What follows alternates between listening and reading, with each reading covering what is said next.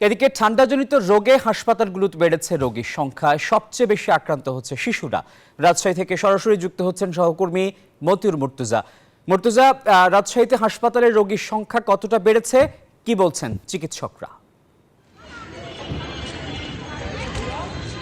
আসিফ টিপু, সারা দেশের মতো রাজশাহীও শীতে কাঁপছে। আজকে সর্বনিম্ন তাপমাত্রা ছিল 9.7 ডিগ্রি সেলসিয়াস। আর তীব্র ঠান্ডার ফলে হাসপাতালে ঠান্ডাজনিত রোগীর সংখ্যা বাড়ছে। আমরা রাজশাহী মেডিকেল কলেজ হাসপাতালের সামনেই রয়েছি। এখানে আমরা কথা বলেছি হাসপাতাল কর্তৃপক্ষের সঙ্গে এবং দেখেছি যে সবচেয়ে বেশি চাপ শিশু ওয়ার্ডের, পাশাপাশি মেডিসিন ওয়ার্ডেও রোগীদের চাপ রয়েছে এবং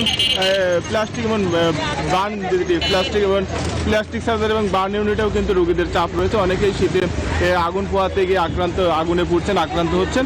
আর হাসপাতালটির শিশু ওয়ার্ডে 40 বেডের জায়গায় প্রায় 150 জনের মতো শিশু ভর্তি হয়ে চিকিৎসা নিচ্ছেন। ফলে হাসপাতালের বেড এবং বেডে জায়গা না পাওয়ায় অনেকেই মেঝে এবং খোলা বারান্দায় থেকে চিকিৎসা নিতে বাধ্য হচ্ছেন। এর ফলে কিন্তু ঠান্ডা লাগার আরও বেশি ঠান্ডা লাগার সম্ভাবনা তৈরি হচ্ছে। ফলে রোগীরা কিন্তু আর বেশি আক্রান্ত হচ্ছেন এবং অভিভাবকরা আমাদের জানিয়েছেন যে খোলা বারান্দায় চিকিৎসা করতে এসে তারা দুর্ভোগে পড়ছেন। আমরা হাসপাতাল কর্তৃপক্ষের সঙ্গে কথা বলেছি, তারা জানিয়েছেন যে কয়েকদিন থেকে ঠান্ডাজনিত রোগীর সংখ্যা বাড়ছে। বিশেষ করে শিশু ওয়ার্ডে তীব্র চাপ সৃষ্টি হয়েছে। তারা ডাক্তার এবং নার্সের সংখ্যা বাড়িয়েছেন যেন চিকিৎসা সেবা কার্যক্রম স্বাভাবিকভাবে অব্যাহত থাকে।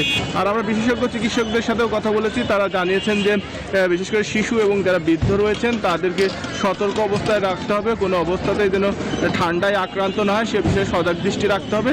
এর পাশাপাশি আগুন তীব্র ঠান্ডা পড়ার কারণে অনেকেই আগুন পোহানোর মতো কাজ করে থাকেন, সেক্ষেত্রে অনেকেই আগুনে দগ্ধ হন।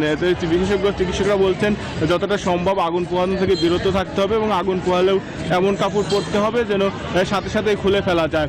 আর রাজশাহীতে যে ঠান্ডা, এই ঠান্ডা কিন্তু তীব্র হচ্ছে। আজকে সর্বনিম্ন তাপমাত্রা ছিল 9.7 ডিগ্রি সেলসিয়াস। গতকালকে তাপমাত্রা ছিল 11.8 ডিগ্রি সেলসিয়াস।